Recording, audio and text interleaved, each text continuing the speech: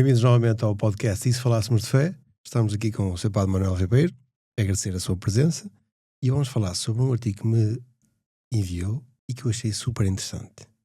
A primeira pergunta vai ser: atualmente vivemos numa cultura do imediato e do consumo. Como é que isso afeta a nossa felicidade e os relacionamentos? Então, olá a todos, eu também aqui Tiguinho. Estamos mais um episódio. Este artigo que enviei será publicado no Jornal Observador e também depois no Mensageiro de Bragança. É um título sugestivo, mas que convida a que todos aqueles que o leiam possam fazer uma inflexão, uma reflexão interior, dando conta também do mundo em que nós nos movemos e existimos. De facto, nós estamos num período, num tempo muito particular, em que duas razões se vão dando a conhecer de uma forma muito, muito especial e muito acentuada. Por um lado, vemos um crescente domínio do individualismo, de um egocentrismo muito exagerado e exacerbado, de uma autorreferencialidade que se torna um autorreferencialismo, em que a pessoa se sente como o senhor de si e tudo à volta nada existe a não ser ele próprio. E por outro lado, para alimentar este ego, é preciso ter coisas. E esse ter coisas leva a um consumo, de forma desnorteada, desmesurada, porque depois é muito fácil entender isto. Recentemente nós encontramos alguns filósofos que vão estudando este fenómeno, um dos quais que é Gilles Lipovetsky, que ele apresenta que o homem de hoje, na necessidade de construir a sua identidade, começa a aportar marcas à sua própria marca, ou seja, à sua própria identidade, ao seu próprio caráter.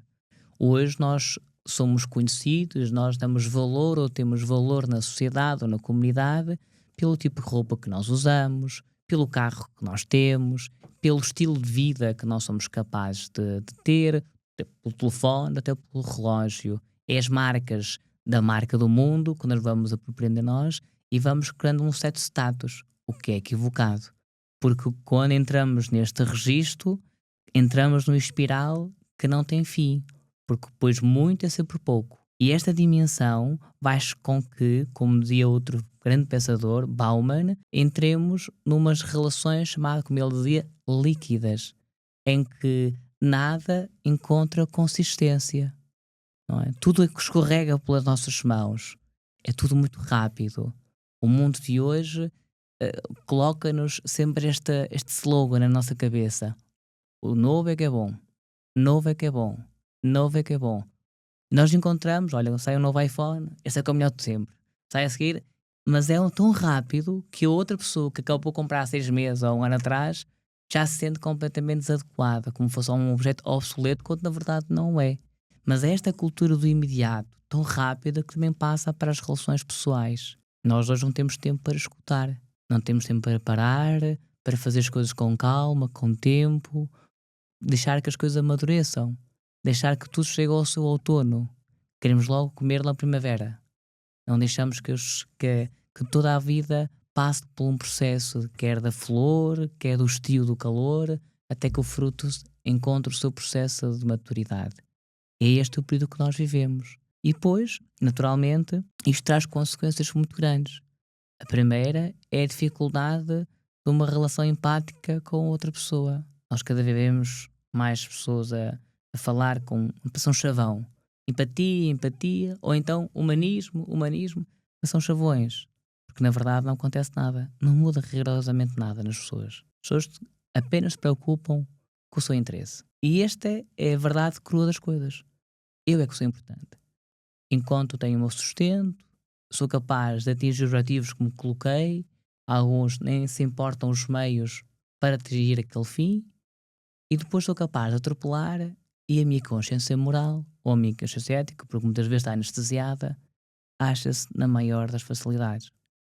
E aí nós entendemos isso ao olharmos para as pessoas, sobretudo que algumas mostram a exuberância das suas vidas, o ter muitas coisas é um reflexo, um vazio muito grande no seu coração. Quando nós começamos a apetrechar-nos de bugigangas, não é? Sejam elas de que valor for, sei lá, compramos um brinquedo novo, um carro. Estou-me a lembrar agora de um carro novo. E andamos por ali a vaidar, significa que há um vazio muito grande. Andamos à procura de aceitação por parte de alguém, desde logo da comunidade, que alguém nos integra, que nos dê valor. Isto é alguém que é vazio no seu coração. Mas quando nós somos capazes de pegar um livro e começamos a ler outro livro, e vamos ao encontro de outra pessoa, escutamos e partilhamos o que sabemos, começamos a dar sentido. É uma outra forma de estar. Não significa que as coisas não sejam importantes, são. Mas elas existem para que nós as usemos para como um sentido de uso, não menos isso. Não para nos coartar, não nos diminuir, nem nos tornar violentos. Eu conheço muitos casos, até pela minha vida pastoral, de próprios irmãos que se gladeiam por às vezes por uma propriedade, por uma herança, e ficam completamente de costas voltadas por coisas. Porque se acham sempre que têm que o outro foi mais afortunado na sorte do que ele próprio. E depois esta visão tão pequenina das coisas, tão mesquinha, que nos impede de ver mais longe e mais largo. Eu estou convencido disso. Muitas vezes, com a sua amiga, dizia isto: se lhe des a um Ferrari, a um fulano, a um Ferrari, a um Porsche, ou quem for, e se todos à volta dele tivessem, ele é capaz de dizer que não, só para que ninguém tenha mais do que ele, ou igual a ele. E esta visão tão inquinada, tão obtusa, é o mundo que nós vemos hoje.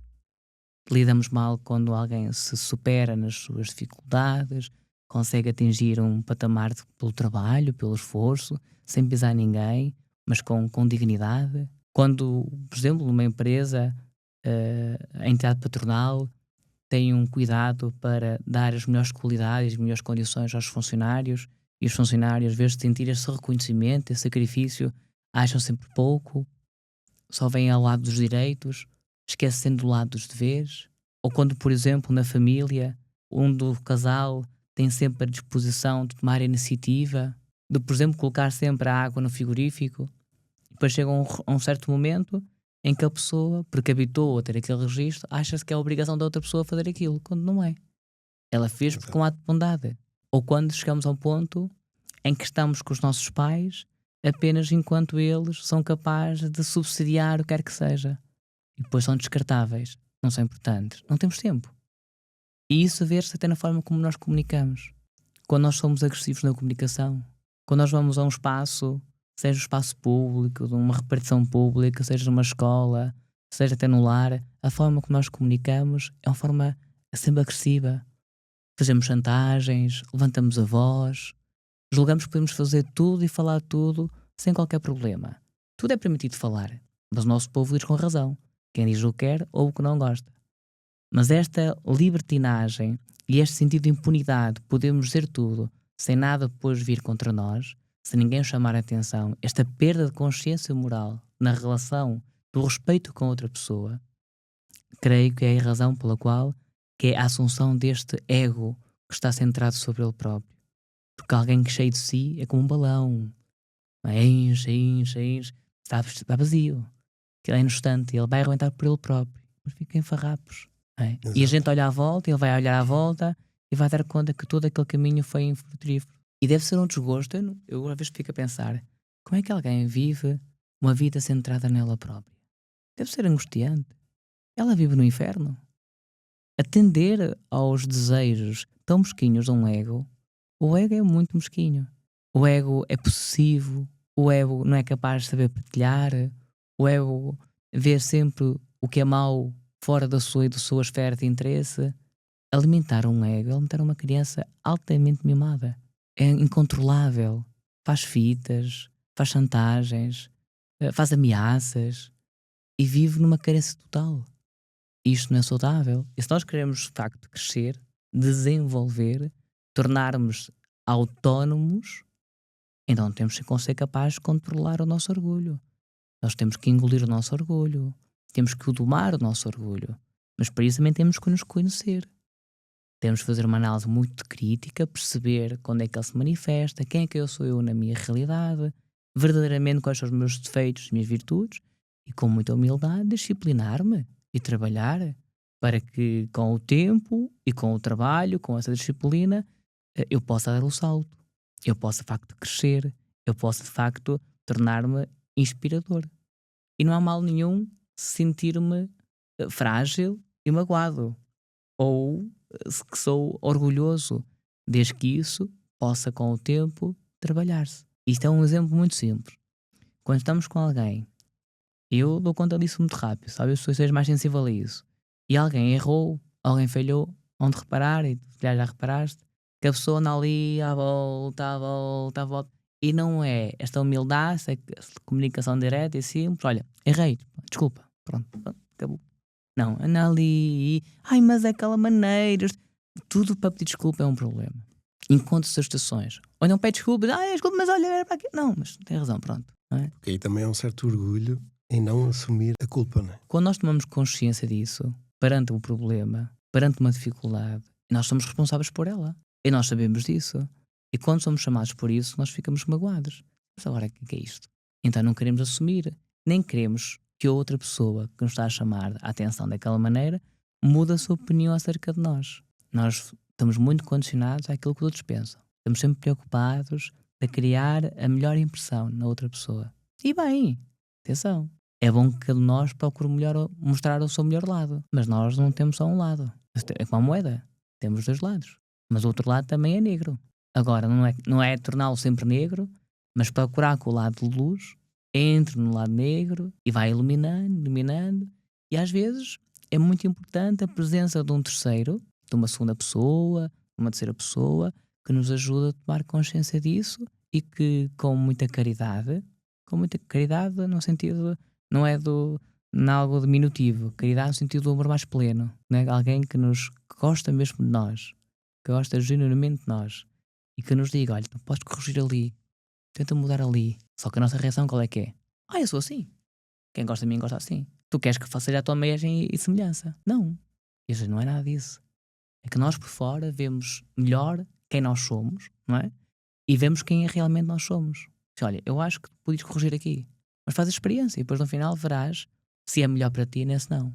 E se nós tivermos esta capacidade humilde de encaixar visão de A, visão de B, quase uma atitude camaleónica, nós vamos aportar à nossa identidade uma outra estrutura. Vamos perceber que eu posso corrigir daquela maneira e de alguma maneira eu vou buscar o olhar da outra pessoa, o conhecimento, a perspectiva que a pessoa A tem sobre mim para eu me ajudar também a corrigir e a melhorar. E buscar a pessoa B ou a pessoa C. E esta visão mais holística, mais global, que me vais perceber que determinado problema eu posso fazê-lo sobre a atitude A, ou a forma B, ou a forma C. Isso é uma vantagem. Ou seja, eu de repente, que não tinha soluções para aquele problema, encontro 3. E 3 eficazes, mas se eu juntar as 3, fico mais forte, fico mais pleno, fico mais desenvolvido, não é? Do que ficar apenas com uma. Eu estava aqui a pensar que, às vezes, aceitar culpa ou aceitar o conselho do outro, parece que algumas pessoas isso é demonstrar fragilidade. E muitas vezes não, vou colocar aqui um limite, não vou aceitar porque vai parecer que eu sou mais frágil. Há dificuldade na sociedade de aceitar essa fragilidade. Nós vemos a nossa própria vida. Alguém gosta de ser corrigido. Ninguém gosta, não é? Nós não gostamos. A nossa primeira reação é responder, não é? É reativa, não é? Sentimos-nos na nossa, é quase como aquele povo diz, quem não sente não é filho da gente. Não, a gente reage logo. Só que temos que perceber dos lados. Primeiro, quem é que nos diz e com que intenção o diz. Vamos ver cenário. Primeiro cenário.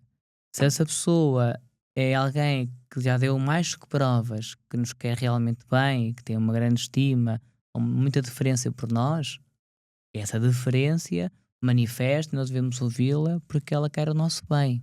E encaixa bem a nossa inutilidade. Porque a maior grandeza da nossa vida é chegarmos ao final da nossa existência, percebermos que não fazemos mais nada, que somos completamente inúteis, isto é, na capacidade de produzir o que quer que seja, mas somos valiosos na nossa inutilidade.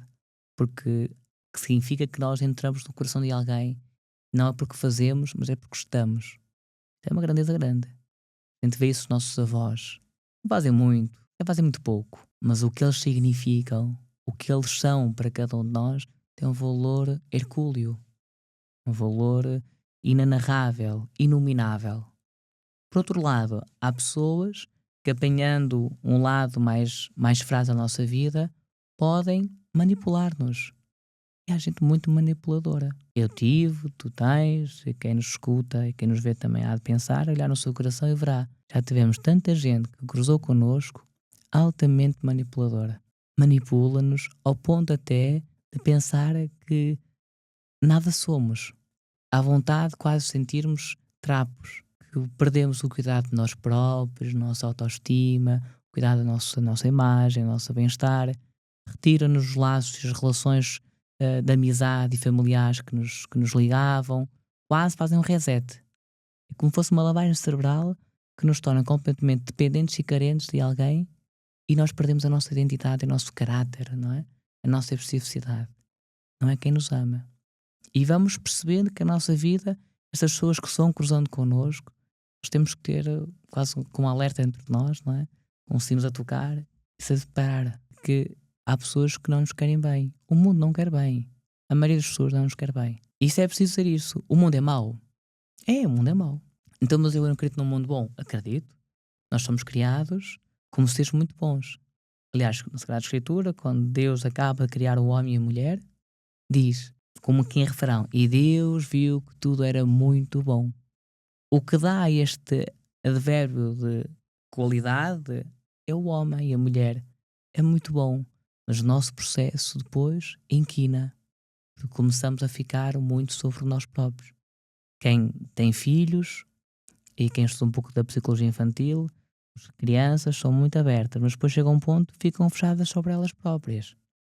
E tem que ser os pais, que sempre os pais, com muita delicadeza, que vão educando, vão contrariando, vão corrigindo as birras, as intenções, e às vezes com o computador, tem que dizer não é? Para que vão moldando aquele ser, que é um ser que, embora seja bom no seu coração, mas se não for bem trabalhado, ele desvia-se. Torna-se aquilo que ele não pode ser. Não é? É como numa planta. Uma planta, ou quando se plantamos alguma, sei lá, uma árvore, temos que pôr umas traves para ela ir direitinho. Se não ver as traves, ela vai tombar. Temos que a limpar e a árvore magoa-se. Quando limpamos uma árvore, temos que a limpar. E naquele ano seguinte a árvore não dá nada. Está-se a restabelecer. Mas no ano seguinte dava o dobro. Temos que cuidar, temos que cortar. E dói. Mas temos que fazer esse caminho. Na nossa vida pessoal, como adultos, também temos que fazer isso. Nós não somos produto acabado. Não é? O que somos hoje em 2025, esperemos que não sejamos em 2026. É mau sinal. Agora, este caminho também é um processo de descoberta. E o que é que faz o diabo? Temos que saber como é que elas são. O diabo usa o nosso passado. Então, encontramos pessoas que são voz do diabo. Tu fizeste isto antes. Tu foste isto. Andam ali. Aquelas narrativas entram de tal maneira em nós que nós começamos a acreditar. Então começamos a até desconfiar das nossas qualidades. E achamos, se calhar tem razão. Eu se calhar sou um bandido, ou sou inútil, ou não sei fazer isto, ou não sou capaz. E ficamos daquilo. E ficamos sob a alçada daquele sentimento, daquela emoção passada, e não somos capazes de dar o passo em frente. E até Deus vem ao nosso encontro e diz: tu és capaz, anda lá, vamos embora. Não sou nada, eu não sei fazer isto. Nananã. E estamos a não sou capaz, é tão difícil. Estás a ver? E acontece connosco, não acontece? A mim e comigo acontece. Quando temos de tomar uma decisão, o que é que a gente faz? Anda a pensar por nós próprios, não é?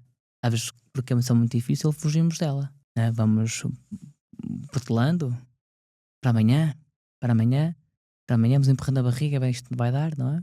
Mas às vezes é preciso, perante a situação, dar uma resposta efetiva. Às vezes não sabemos dar a resposta. Então vamos rezar e pedir ao Nosso Senhor que nos ilumine da forma mais correta. Agora, ter sempre esta liberdade de que a vida não é minha. Quando nós tomamos a consciência que a vida não é minha, que a vida não é da minha propriedade, mas a mim cabe-me viver a vida que me foi dada, que é diferente, como gestor dessa vida.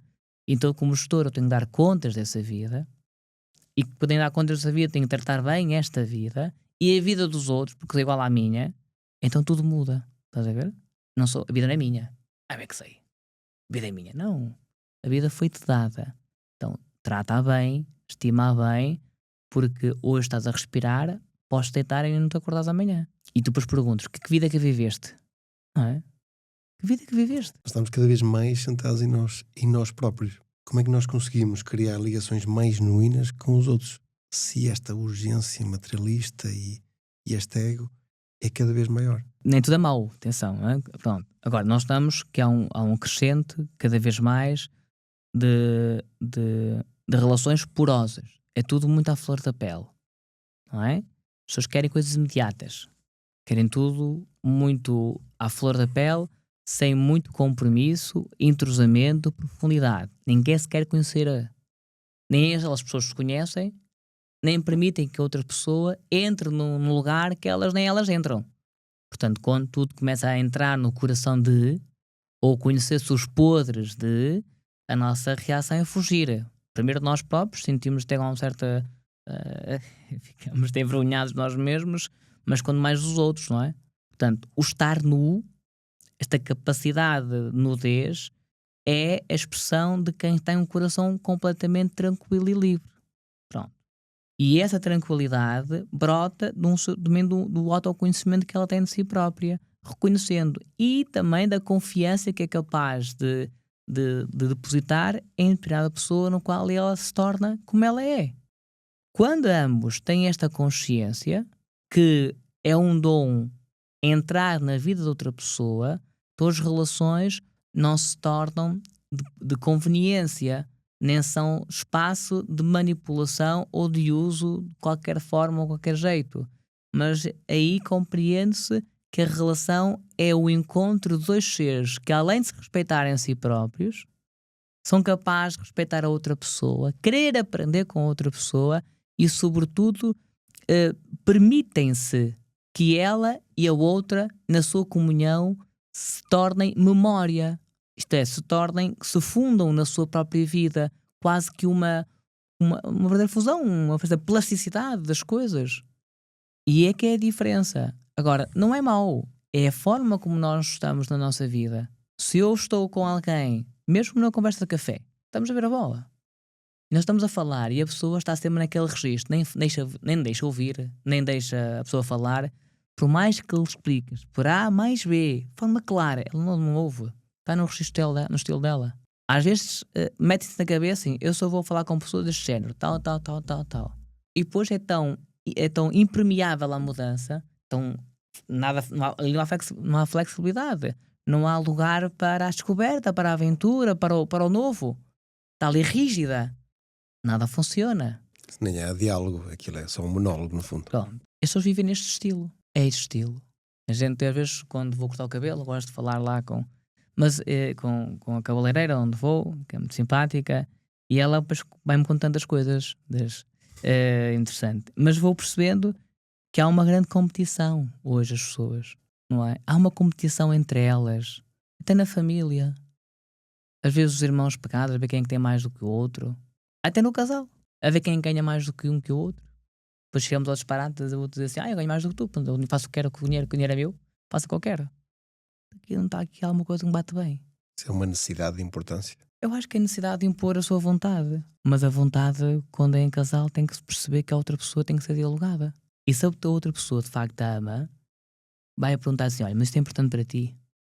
Ela é muito importante. Então vamos fazer o que tu queres. E quando ambos, não é que anulem a sua identidade, a sua vontade, mas colocando em segundo lugar, para que a outra pessoa seja em primeiro lugar, e cada um tem esta postura, as duas vontades unitárias tornam-se uma vontade comum, que é a vontade de agradar a outra pessoa.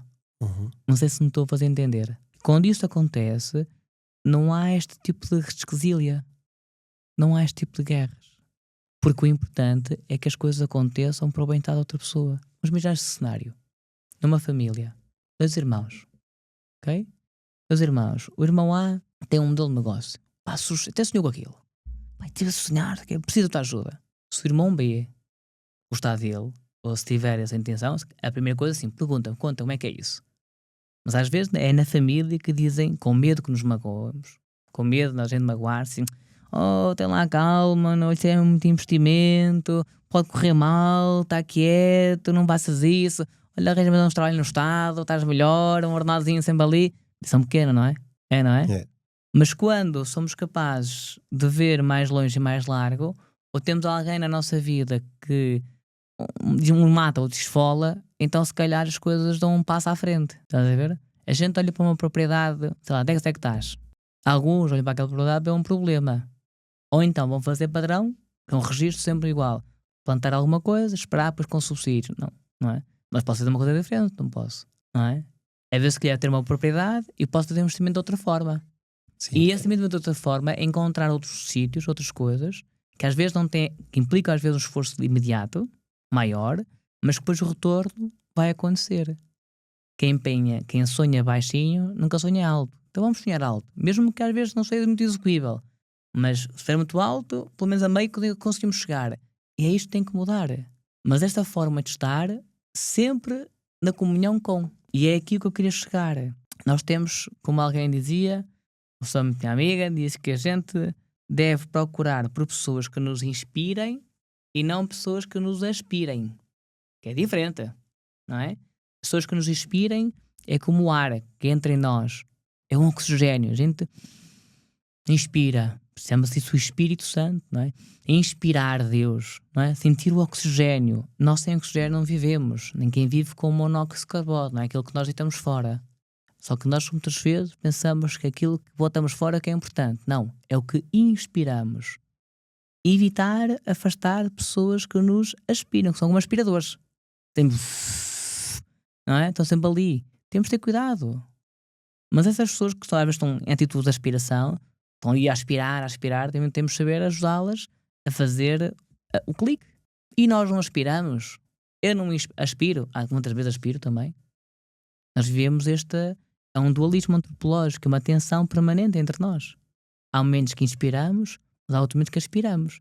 Mas se entendemos o aspirar como ir junto a alguém que é inspirador para mim, no qual eu vou aprender para me ajudar a ser mais inspiração, menos aspiração, então fantástico. Estás a ver? Agora, quando estamos junto a alguém que é uma toxicidade, aquela pessoa, bem mal em tudo, está sempre a criticar, está sempre a julgar, e depois isto é tão marcante que olhamos no rosto deles, são pessoas que nunca sorriem. Tem um semblante carregado. Eu vejo na missa, eu gosto de apreciar as pessoas. Quer dizer, não há novidade.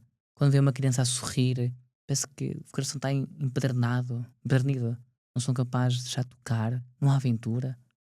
Ninguém sonha. O que é que nós são os nossos sonhos hoje? Se pensarmos bem, na sua grande maioria, nossos sonhos, quando portamos uma criança, quais são? E a nós adultos? É coisas. É ter uma casa, eu viajar, Mas ninguém assim, olha, o meu sonho é fazer, ser uma referência para o meu filho. É o meu sonho.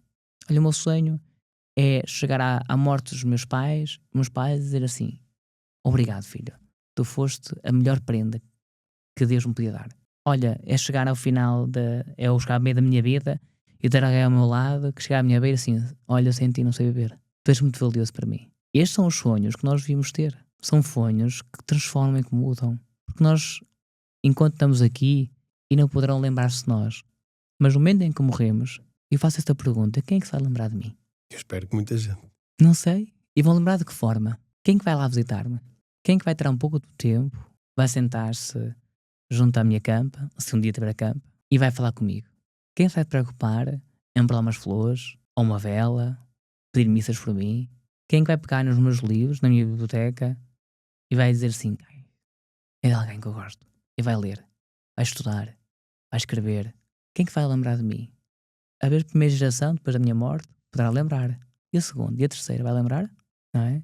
Mas quando quando nós começamos a criar uma herança de bem tratar, de bem ser, de bem-estar, isto é, quando eu, na minha identidade, começo a agregar à volta que o meu sonho é tornar especial a pessoa, as pessoas que estão da minha intimidade, eu crio tradição.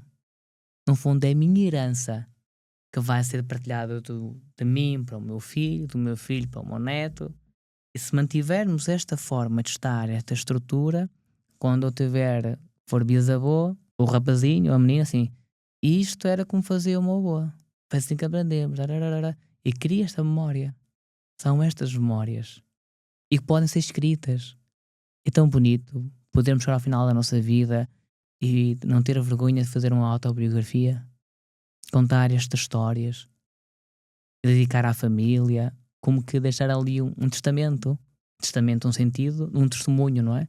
Para continuar aquele caminho, como fosse um legado. Porque muitas vezes os legados passados são legado de coisas. Deixamos uma quinta gigante, uma grande fábrica, e como fosse a herança.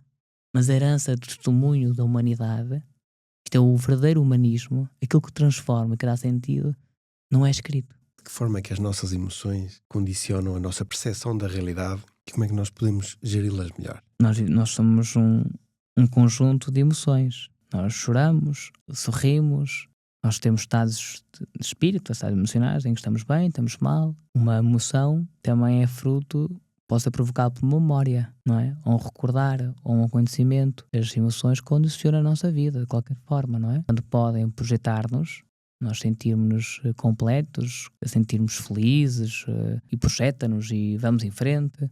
Mas de repente uma emoção também nos pode estar um pouco abaixo, ficarmos mais reticentes, mais fechados sobre nós próprios, é até que nos colocamos em causa as nossas próprias capacidades, faz-nos chorar, muitas das vezes, e chorar é bom. Mas é este equilíbrio das emoções que nós também temos que rezar. Eu, pelo menos, quando estou assim mais abaixo, é quando mais rezo, é quando mais sinto necessidade. Porque nós somos, todo ser humano é desequilibrado, nós somos todos desequilibrados. E dizer isto não ofende ninguém. Eu sou o primeiro da fila, sou mais desequilibrado que há, sou mais estruturado que há. O que é que faz a oração? O que é que faz Deus? Deus equilibra-me, Deus estrutura-me. Sozinho? Não, também com o meu trabalho. Deus vai incitando em mim, vai procurando esta relação pessoal íntima comigo, vai-me chamando a atenção. E eu vou ter que trabalhar também isto em mim. Faço a minha parte, mas a outra parte também é com Ele. Só que comparativamente a minha parte é muito mais pequena do que a parte de Deus. Isso é muito bonito. Eu às vezes faço este exemplo muito simples. Coloco este exemplo muito simples. Quando todos nós já fomos filhos, e alguns até são pais. Mas quando nós íamos de mão dada com o nosso pai, com a nossa mãe, com pequenos, seja ponto for, ninguém estava preocupado se tinha o que comer, onde ia comer, se ia dormir, se não ia dormir, apanhar frio. Ninguém se preocupava com isso, pois não. Estas madres necessidades básicas estão sustentadas, não é? Estão realizadas, nem perguntamos. O que é que nos preocupa? É a atenção, é o mimo, não é? E sobretudo, às vezes, algum docinho para fazer a nossa vontade, não é? Assim, um chupa-chupa ou o que fosse, não é? Mas era a atenção e o colo e o mimo. Isso tinha-nos tudo. E a gente começa a olhar para a nossa vida como crianças, éramos tão felizes. Porquê é que a gente diz isso? Agora a explicação é esta. Mesmo em adulto, nós podemos ser assim. Aliás, deveríamos ser assim. Vou explicar como. Na Sagrada Escritura diz, no Evangelho, que entra no reino dos céus quem for com mais criança. O que é que o Evangelho quer dizer? É isto mesmo que eu acabei agora de falar. Não é a criança no sentido do infantilismo, que tem capacidade também de assumir as suas responsabilidades, não é isso. Mas é eu sentir-me filho, filha de um pai que me segura a mão. Que quando eu confio autêntica e verdadeiramente nele, ele provê, ele é providente de todas as necessidades. A minha preocupação é que ele nunca me tire o colo. Então vivo animado numa alegria pueril. Isto é, numa pureza, uma inocência. Começa a passar de pensar das coisas mais maquiavélicas, mais mesquinhas, próprias de quem vive no mundo da serpente, e passo para o mundo das crianças, onde a simplicidade, onde os gestos de ternura como um beijo, um abraço, são tão significativos e são sobretudo tão básicos, tão fáceis. Não são pensados, não são arquitetados, não são improvisados. Não, saem. É natural. E essa forma de estar dá paz. Não significa isto que eu não tenha que ter a consciência dos meus compromissos, quer no trabalho, quer na família, próprios da vida adulta. Mas colocar sempre tudo nas mãos de Deus. E dizer, olha, passas este problema, tu ajudas-me. Vamos fazer isto pelos dois. Olha como é que tenho esta situação para resolver. Uma dificuldade, uma contrariedade, um problema que possa estar a atravessar, como é que eu dou o passo em frente? Mas não é centrar-me, eu é que vou responder, diz-me tu que eu vou fazer o que eu quero. Não. Olha, não sei o que fazer, tu ajudas. E se calhar o caminho que eu pensava que era o melhor, que eu pensava que era por ali que as coisas iam ser, e não são. Tantas vezes não é assim. E vai por outro lado. Vai por um lado completamente contrário. E a gente vai como vamos com as crianças a remungar. Mas depois, olha, afinal foi melhor assim. Mas na altura não tínhamos essa percepção. Por isso, esta atitude creio que é fundamental. Porque Deus aponta para o futuro. Deus não importa, não quer saber quem nós fomos. Não importa. Ele pergunta, quem queres ser tu agora? E quando isto cria muita esperança, significa que sou perdoado. E eu dizer até a mim próprio, quem é que tu queres ser, Manuel? Então isto apontar para a frente é apontar para a esperança. Porque quando nos roubam o futuro, roubam-nos a esperança. Quando nós não somos capazes de pensar amanhã, estamos completamente contaminados, estamos mortos interiormente. E tal o egoísmo, o egocentrismo exagerado que nós encontramos, não é? O consumo exorbitante, este hiperconsumo, este ambiente de toxicidade que nós vivemos, de alta competição, de um completamente isolamento social uns dos outros, pujamos chavões de forma sofística, ou criar estruturas humanísticas, por uma nova humanidade, ou então criarmos aqui relações empáticas no trabalho, mas na verdade encontramos é tudo gente uns contra os outros, é tudo uma charada, é tudo uma charada, é tudo para enganar tolos, porque ninguém quer mudar, ninguém quer ser bom, e quando se expõe a ser bom, mas isto não se sala ao dedo, já estamos, deve haver um processo interior. Portanto, mas quando nós nos queremos tornar algo diferente, nós somos confrontados com isto, mas Deus não nos esquece, e Deus coloca na nossa vida, quando iniciamos esse processo, pessoas boas, pessoas que nos querem bem, pessoas que são capazes de fazer muita coisa por nós, que são capazes de colocar muitas vezes em segundo plano para nós sermos maiores. E quando nós damos conta disso, a nossa obrigação é ser gratos, mas também para os colocarmos em segundo plano e sermos como os elásticos. Temos de dar aqui balanço para a pessoa esticar. E ela vai ser grande, mais do que eu até. E ela vai esperar por mim, ou vai caminhar, e vai lançar o elástico dela até mim, e como eu estava mais atrás, o balanço ainda vai ser mais do que dela. E assim sucessivamente. E crescem os dois. Neste espírito. Não de competição, mas de cooperação. Sendo o futuro esperança, temos que as pessoas ficam presas ao passado, aos erros do passado. Como é que nós conseguimos aceitar esses erros do passado para conseguir ter um futuro de esperança? O erro tem que ser enquadrado na nossa vida. Primeiro, sim, nós temos de sentirmos perdoados. Aliás, vamos mudar de outra forma. Primeiro, tenho que ter consciência desse erro e perceber que aquele foi um erro. Pronto, eu pequei. Não foi bem. Com muita humildade, pedir perdão ao Nosso Senhor, ir a um sacerdote, confessar-se e a partir da confissão e estar na Santa Missa, comungar, estar um caminho diferente.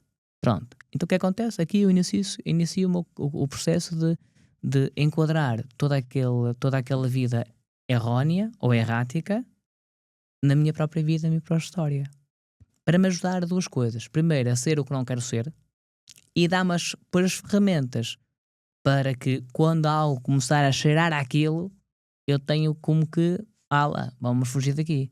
É como um alerta. Por outro lado, isto também torna-nos humildes, porque faz-nos mostrar quão frágeis e débeis nós fomos. Mas também gera em nós gratidão, porque alguém, apesar de nós termos a consciência desta podridão que em nós habita, alguém olha para nós com muito estima, com muito carinho, com muita especialidade. Nos faz sentir muito belos, muito especiais. Faz-nos sentir escolhidos, eleitos. Olha que palavra bonita. Sou eleito, fui escolhido por alguém no meio de uma multidão, se calhar, de milhões. Alguém escolheu-me. Alguém me achou diferente. Então dispõe-se a pagar na minha inutilidade, na minha fragilidade, na minha vida de pecado, e integra e aceita. Mas isto também obriga, lá está, é esta consciência de enquadrar tudo na minha vida, cada um tem as suas gavetas, vamos fechar aquilo, e a partir daqui vamos fazer um caminho novo. Com muita oração, claro, temos que rezar, agradecer a Deus por esse passo que nós damos, então aqui gera a esperança. E é aquilo que Deus nos diz, quem é que tu queres ser? Mas Deus, nós perguntamos, olha, eu não sei, e tu, Senhor, o que é que tu queres que eu seja? Então Ele diz, vai ser aquilo. Eu tenho um caminho para ir para a tua felicidade. Tu queres seguir-me? Tu queres ser feliz? E a gente responde, quero. Mas olha, não vai ser com as coisas. Eu não te vou dar coisas, vou dar o essencial. Mas vou transformar a tua vida para inspirar. Tu queres ser isso? Então Deus começa a apontar o nosso caminho. Nós vamos atrás dele, como crianças, estás a ver? Mas felizes porque vamos para uma transformação. Então o passado, a dor, o erro, ficou lá. Para percebermos quem não queremos ser. E para percebermos o que é que eu não quero na minha vida. O que é que eu não vou permitir mais na minha vida. Porque quando começamos a ouvir o passado, ouvimos o diabo a falar connosco. A arrastar-nos. Sempre a arrastar-nos. Sempre a arrastar-nos. Quantas vezes nós encontramos na nossa própria vida acontecimentos que parece que nos arrastam. A gente quer dar o salto em frente, quer dar o passo e está ali. E a vontade é, pronto, ok, se é para ir para trás, vamos para trás. Não, caramba, não, vamos lutar. Vamos lutar. Nem que a gente carre com os dentes no chão, não saímos ali, em frente. Se calhar depois daquele momento, daquele aperto, a gente, passou. não é? Mas tem que dar esse passo, porque senão não saímos do nosso buraco, não saímos daquela vida que nos fez sentir apagados, em que nós não pensávamos. Eu não sei que hoje as pessoas pensam pouco, acho que as pessoas pensam muito pouco, pensam mais em como onde arranjar a maneira para tramar a vida de alguém ou falar de alguém do que propriamente para resolver os seus próprios problemas. Mais preocupado com a vida dos outros do que a dela própria. Porque não interessa. Quando começamos a olhar para a nossa própria vida, não somos grande pistola. Depois ficamos frustrados porque não fazemos nada por ela. Não é? Até podemos ler muitos livros. Mas que livro é que lemos? Não é? Até podemos ter um corpo fantástico, sermos grandes desportistas, irmos como realidade a centro estética, estamos ali primorosos, mas depois quem sou eu por dentro? Continuo a ser uma pessoa que precisa de ficar, que vai ficar doente, que vai ficar só. Quem cuida dela? Ou precisa de alguém com quem desabafar, com quem partilhar? Hoje, as redes sociais, sobretudo o Facebook, o Instagram, são os álbuns de fotografias que nós tínhamos em casa guardados antes. Hoje são públicos. Quem é que tem em casa hoje um álbum de fotografias? Quem tem essa preocupação de chegar a casa? Às vezes eu vou a muitas casas. Às vezes vou a casa das pessoas e vejo que há casas que nem têm fotografias da família na casa. Mas tem lá assim, um gordo, assim, um Buda, não é? Os gordos vão lá todos. Mas depois, quer dizer, mas depois a família não está lá. Está a pensar, não dá? As pessoas não têm A base de tudo. não têm espaço este cuidado de. Eu às vezes acho que é giro, por exemplo, as pessoas, até os casais, terem o seu próprio álbum de fotografias. Até pode estar no seu telefone, estar no telefone de cada um deles, não é? Um espaço, uma pasta para aquilo. Depois no final começar a compilar, escolher. Porque cada fotografia teve uma história, teve uma memória. Para os outros podem não dizer nada. Mas para eles são capazes de dizer muito. Eles dizem muito. E olham para aquela fotografia e percebem, por um lado, a evolução que tiveram, ou que era ontem, no dia que se conheceram, até que é o dia que é hoje. Percebem as várias fases e percebem o que aquela pessoa também mudou na própria vida. E eu acho que isso é toda a diferença. Os nossos antigos, nossos pais e avós, eram muito cuidadosos com a fotografia. Nós encontramos as fotografias. Porquê? Eu vejo no lar. Os idosos têm todas as fotografias da família na vizinha cabeceira. Porquê que fazem isso? Eu pergunto, porquê? São fotografias, são papéis? Não, porque ali representa quem eles são. E também tem muita emoção, não é? Muita emoção. Se eu não deixo um legado, lá está. Eu tenho que ser capaz de perceber ou entender que a vida é tão débil, é tão frágil, que se eu não sou capaz de fazer com que a vida valha a pena, não pelas coisas que eu porto a ela, não de coisas, não das propriedades, os carros, contas bancárias, que essa ideia que se vende, estamos sempre a vender essa ideia. É essa ideia que estão sempre a passar. Mas a capacidade de saber que em determinada altura, em determinado momento, eu transformei a vida de alguém. E transformo ainda, não é? Faz bem. Faz bem. Eu tenho uma vida mais eclética, com mais pessoas no qual se abordam de mim, mas as pessoas da minha intimidade fico feliz de saber que as ajudo, que as potencio, que as envolvo. Temos tempo para escutar, para falar. E quando nós nos colocamos numa atitude de serviço, o Papa Francisco chama muita atenção isso à Igreja, sobretudo aos sacerdotes e aos bispos. Temos este cuidado de sermos servidores do Evangelho, que é filhos de Deus. Servidores não é estar disponíveis para dar uma palavra, seja que matéria for. É quase que um anular-me, um dar de mim para com outra pessoa.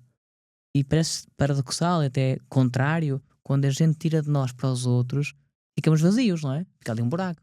Eu odeio que tinha. Mas por outro lado, a gente recebe-se muito mais. Recebe, pois, muito mais, aprende-se tanto mais. Eu só comecei a tomar consciência mais sobre isto quando comecei a ser capelão no hospital, particularmente nos paliativos. Eu pensava que eu aqui a dar, tolinho. Ao contrário, davam muito mais eles a mim do que eu dei a eles. Dei também, naturalmente, não é? Mas eles deram muito. A percepção da dor, como é que as pessoas estão, a percepção da família, ter a oportunidade de morrer e despedir-se de alguém. Ai, coisa tão moribunda, dessas coisas, tão horrorosa. Ainda bem que eu peço a Nosso Senhor, quando morrer, que me dê a oportunidade de duas coisas: de me confessar e despedir-me de quem é que eu gosto. Nem podia morrer já amanhã, não é? Mas me desse a oportunidade dessas duas coisas. Despedir-me. Poder tocar uma vez, a última vez na mão daquela pessoa que eu gosto, olhar no rosto, fazer uma festa, dar um beijo, dar um abraço e dizer com tudo para o meu coração. E dizer, não te preocupes, vamos encontrar-te em breve. Poder-me despedir. Quando a gente não morre alguém, não pode despedir, fica tanta coisa por dizer, tanta coisa por contar. Depois a gente começa a pensar, ai, podia ter feito mais, ai, podia ter dado mais, ai, se calhar naquele dia que ia morrer, se calhar eu fiz a opção por determinada coisa, se calhar não devia ter feito. E víamos uma dor, uma angústia. E não sabemos se a pessoa ficou bem, se está mal. Mas quando estamos lá e despedimos dela, a gente olha para ela, pá, então adeus, pacifica.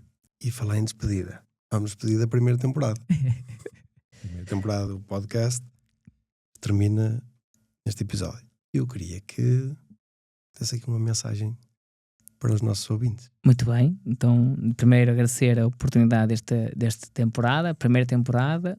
Se for a vontade de todos, iremos para a segunda temporada com novas questões, também que todos possam colocar, mas também lanço o desafio que é, tendo em conta o número várias que gostaram de nos acompanhar, iremos colocar em livro também esta primeira temporada, que vai estar disponível a partir do dia 14 de março, com um valor simbólico que serve apenas e só para ajudar ao restauro do Santuário da Imaculada Conceição de Maria em Serjais. Será para verter todo ele para esse fim e convidar também todos a comprar o livro, terem o livro, poder ler em casa sempre que entenderem, darem a quem entender. E espero que possa ter sido um momento de crescimento e desenvolvimento pessoal e espiritual para todos, a quem nos ouviu. Pelo menos para mim foi uma grande gratidão estar contigo, Tiaguinho, estar também nesta exposição e agradecer também pessoalmente e em viva voz também a oportunidade e o desafio a ti e a toda a tua equipa de criarmos este momento tão especial e tão belo. E que, se é para continuar, iremos continuar com certeza, com maiores alegrias e com entusiasmo sempre mais crescente e determinados, não é? Para dar resposta às pessoas, também às questões que tantas colocam. Obrigado. E a mensagem? Agora vou dar a mensagem para as pessoas. Agora imagino que esta é a última mensagem. Que mensagem é que teria? Ai, Jesus, é uma coisa difícil, sempre pensar. O futuro é promessa de salvação. O futuro permite abrir o horizonte de um coração dorido e perdido. O futuro é a certeza que eu sou especial. É a certeza que alguém me quer de forma única e completamente nova. O futuro é a presença de uma esperança, de um horizonte que se levanta à minha frente, na certeza que nada mais será como era e que eu poderia ser muito mais do que pensava que poderia ser. E o presente é um presente. O presente é uma dádiva, não é? É para ser vivido no aqui e no agora, não no amanhã, não projetado, mas nessa certeza que cada acontecimento que a vida nos coloca serve como um processo de aprendizagem, como um processo também de vivência das nossas próprias vidas e como um dom, tal dádiva, como um dom. Nada acontece por acaso. Estamos aqui, nesta circunstância, porque tinha que ser assim. Tinha que ser assim com alguma razão. Se calhar nós estaríamos de outra forma, mas a vida vai-nos depois educando e vai-nos percebendo que esta abertura da vida e dos acontecimentos servem para um propósito maior. Bela forma de terminar esta primeira temporada do podcast. Obrigado a todos que nos tenham acompanhado e espero que fique também para a próxima temporada, que esperamos retomar em breve. Isso. Obrigado mais uma vez. Obrigado a todos. E até à próxima.